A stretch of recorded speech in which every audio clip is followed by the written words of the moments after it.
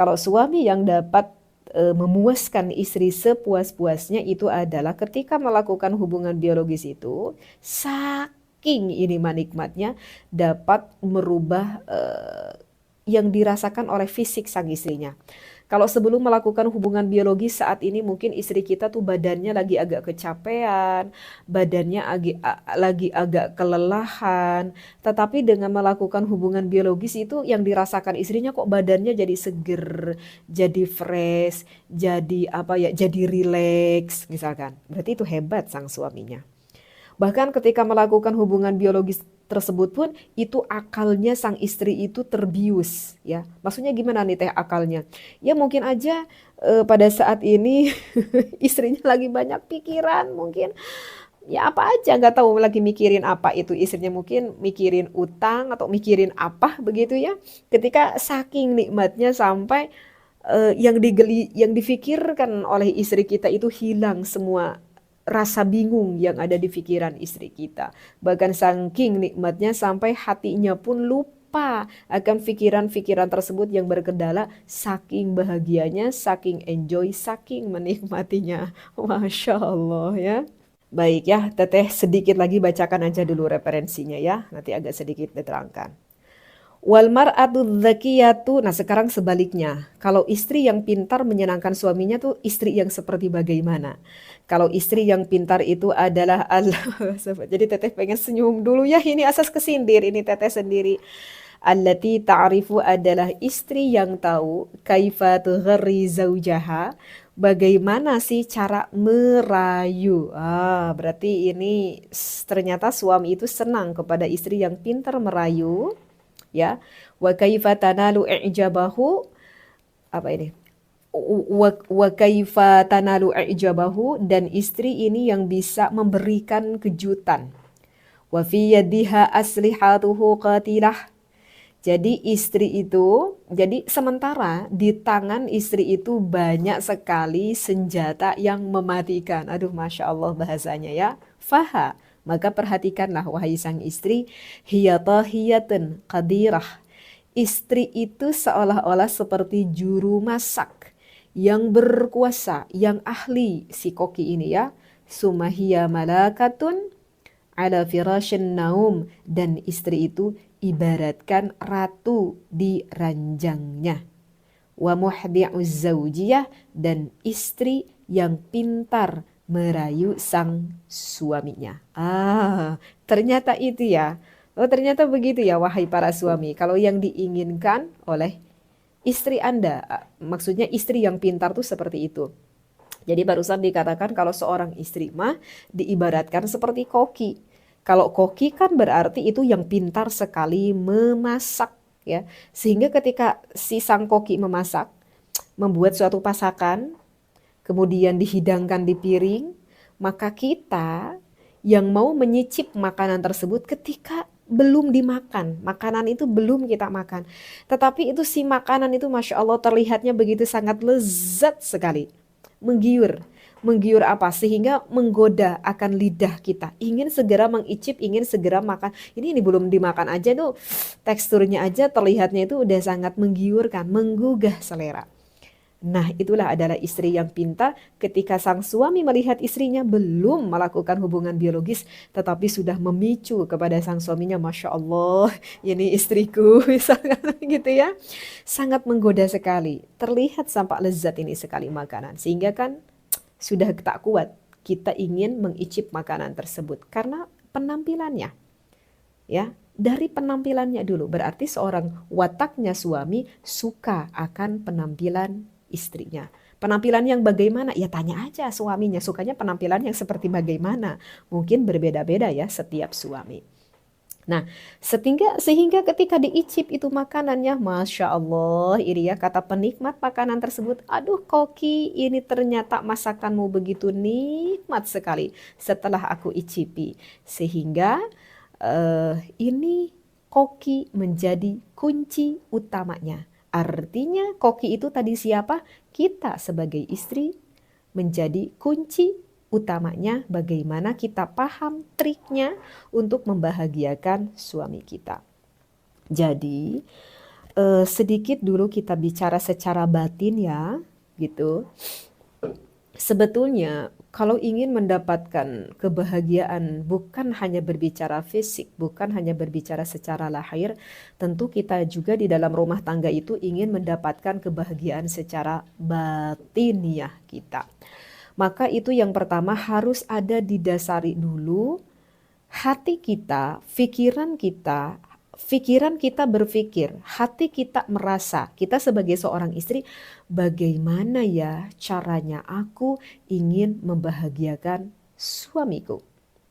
Begitu juga sebaliknya, sang suaminya yang selalu berpikir, bagaimana ya caranya aku sebagai seorang suami yang tidak hanya cukup bertanggung jawab, tapi gimana ya caranya agar aku dapat membahagiakan istriku. Nah, ini yang susah. Seperti itu. Jadi, jangan dulu berbicara fisik. Fisik itu akan ikut dengan sendirinya. Yang menjadikan power, yang menjadikan kekuatan itu adalah di batin dulu. Adakah kita sebagai teteh sendiri, ini sebagai suatu pengingat teteh sendiri, adakah rasa itu di dalam hati teteh sendiri? Yang kita lakukan tuh gimana ya sebisa mungkin agar suamiku tuh selalu nyaman terus di rumah, agar suami aku itu begitu bahagia ketika melihat memandang aku, ketika sang suamiku itu dapat bermanja-manja kepada aku dapat menenangkan jiwa suamiku, gimana ya caranya? Ah, itu yang susah. Begitu juga sebaliknya kita sebagai seorang suami. Ini adalah rumah tangga layaknya seperti yang dicontohkan oleh baginda Nabi Muhammad Sallallahu Alaihi Wasallam dan juga Siti Khadijah radhiyallahu anha. Ketika batiniah kita sudah terisi ada niat baik untuk pasangan kita, barulah kita mengeksplor secara zahiriyah, secara fisiknya yang tampak terlihat oleh kita. Ya, dikarenakan ini kan lagi ngebahas bab ranjang ya, bukan lagi ngebahas tentang kehidupan sehari-hari, tetapi yang lagi dibahas spesifik di dalam bab ranjang. Maka ceritanya sudah ada nih niat di dalam hati ingin membahagiakan pasangan kita masing-masing. Prung ceritanya kita mau melakukan hubungan biologis. Maka bagaimana sih agar jima kita itu benar-benar membius kita ya sehingga kita fokusnya ke jima aja antara pasangan suami istri tersebut. Tentu yang pertama harus dilakukan itu harus ada foreplay dulu, harus ada muqaddimah. Dan muqaddimah itu memang ada beberapa tingkatan. Ya, dan kebanyakan para suami berpikir kalau muqaddimah itu artinya adalah mohon maaf banget kebanyakan suami berpikir kalau muqaddimah itu adalah mencium bibirnya, mencium pipinya gitu ya, memegang dadanya. Bukan para suami. Itu adalah muqaddimah tingkatan selanjutnya. Ya, sedangkan muqaddimah yang dibutuhkan oleh istri Anda untuk muqaddimah foreplay tingkatan yang pertama itu adalah Anda harus tahu siapa sih istri Anda itu. Istri Anda adalah seorang wanita dan Anda harus tahu wahai suami kalau wanita fitrahnya itu adalah memang yang lebih spesifik terhadap perasaannya. Jadi Anda harus tahu wahai suami, apakah kondisi istri Anda saat ini lagi kelelahan? Tidak. Kalau lagi kelelahan sedangkan Anda membutuhkan, setidaknya ya Anda harus dapat menenangkan, merilekkan tubuh istri Anda. Bagaimana perasaan hati Anda saat ini? Apa yang dibutuhkan? Oh, ternyata saat ini istri kita lagi butuh dipuji-puji, lagi butuh disayang-sayang. Oh, ternyata istri kita saat ini lagi butuh bercanda.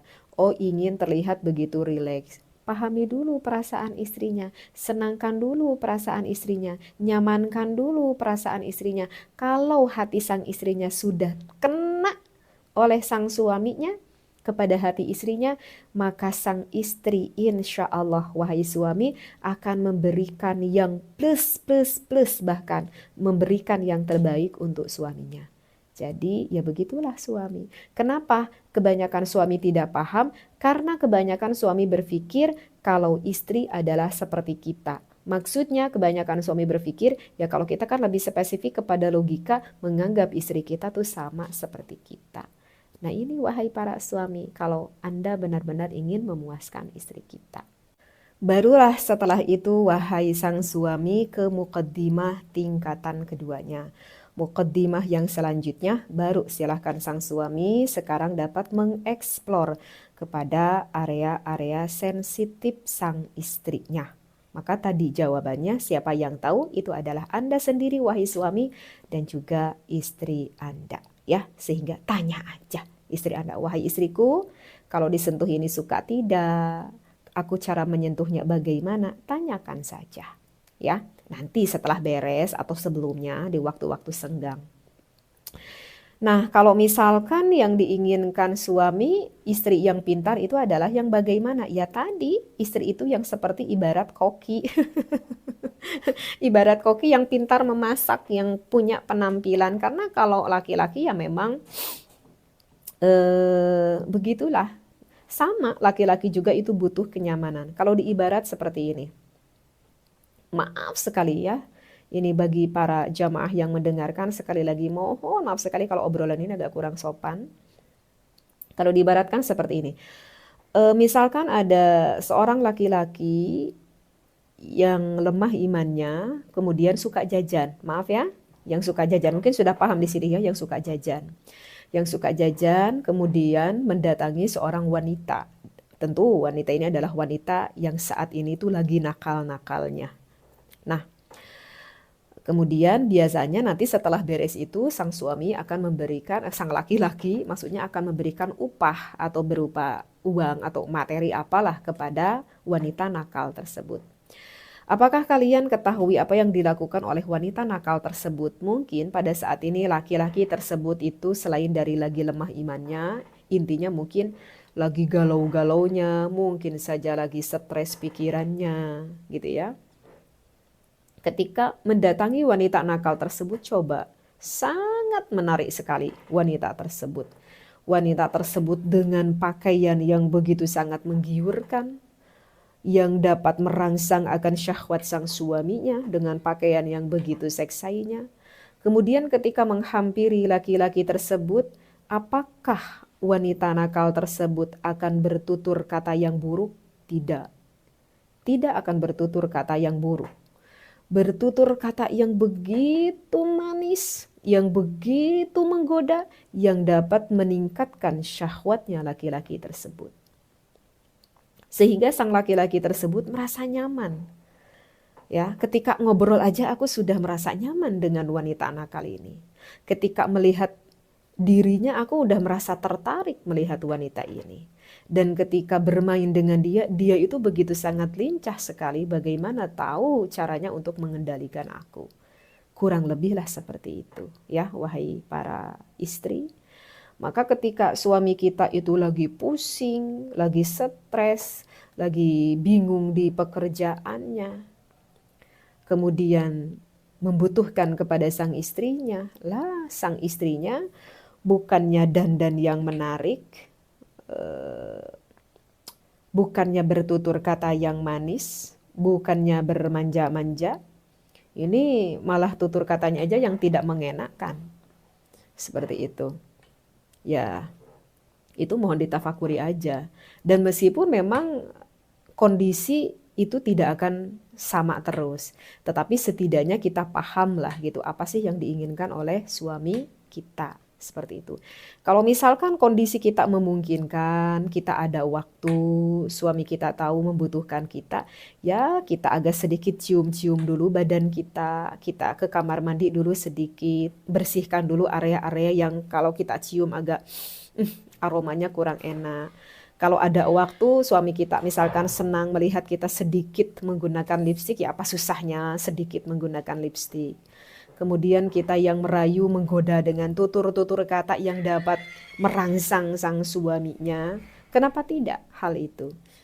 Kemudian terkadang suka ada rasa kejenuhan ketika melakukan hubungan biologis, ya silakan komunikasikan aja. Apakah mau di tempat yang berbeda atau misalkan mau menggunakan pakaian yang berbeda. Misalkan ya suaminya, aduh istriku nanti kali-kali kamu pakai baju tentara dong. misal gitu ya. Kenapa tidak? Tidak dilarang itu oleh agama sehingga jika hal itu dibutuhkan untuk lebih mendatangkan kemaslahatan. Kenapa tidak? Itu adalah mukaddimah memang yang disukai oleh sang suami. gitu. Dan untuk yang selanjutnya mudah kok wahai para istri, kalau untuk lebih membangkitkan gairah sang suami itu mudah. Karena kalau suami itu kan kulitnya tebal. Kalau kita kan kulitnya tipis ya. Kalau perempuan kulitnya tipis. Kalau laki-laki itu kan kulitnya tebal untuk ketahanannya kan dalam mencari nafkah. Sedangkan area kulit yang tipis di laki-laki, wahai para istri, itu cuma ada satu, yaitu maaf sekali, di area sensitifnya suami kita. Sehingga kalau untuk ingin lebih cepat membangkitkan, ya udah kita sebagai seorang istri langsung aja mengeksplor ke area itu, udah langsung bangkit nanti sang suaminya. Maaf sekali, maaf ya. Seperti itulah intinya. Jadi memang sang suami juga itu membutuhkan kenyamanan dari kita sebagai seorang istrinya. Masya Allah. Ini sudah mulai membahas ke bab ranjang ya. Mohon maaf sekali wahai para jamaah hadirin rahimakumullah akan pembahasan ini. Mohon untuk berbijaksana ketika mendengarkan kajian ini. Memang kajian ini yang lebih cocok didengarkan bagi kita pasangan suami istri yang sudah berumah tangga. Ya Allah, sekali lagi semoga ada manfaatnya akan kajian kitab Asrarul Jima ini yang Teteh bacakan sekali lagi ya. Oh iya, kalau misalkan tadi itu doa itu penting sekali kan, terutama bagi para suami yang sudah berkendala. Dan tadi juga kan di dalam kitab dikatakan tidak cukup hanya dengan doa, tetapi kita harus tahu step-step baik selanjutnya. Dan kalau bagi Anda yang sudah berkendala atau ingin merawat kesehatan, kenapa tidak Anda bisa berikhtiar untuk meminum kopi lanang dari Al Asran. Kalau kakak tuh punya permasalahan di kualitas air, nanti dapat membelinya yang warna toples hijau ini. Kalau kakak yang sudah berkendala di durasi atau di kekerasan, nanti bisa dibantu terapinya dengan lanang jagat dan lanang godek ini sekaligus minumnya 2. Ini bukan obat kuat, sekali lagi bukan obat kuat, tetapi kopi sehat untuk membantu memperbaiki sistem sarafnya dan untuk membantu memperlancar pengaliran darahnya.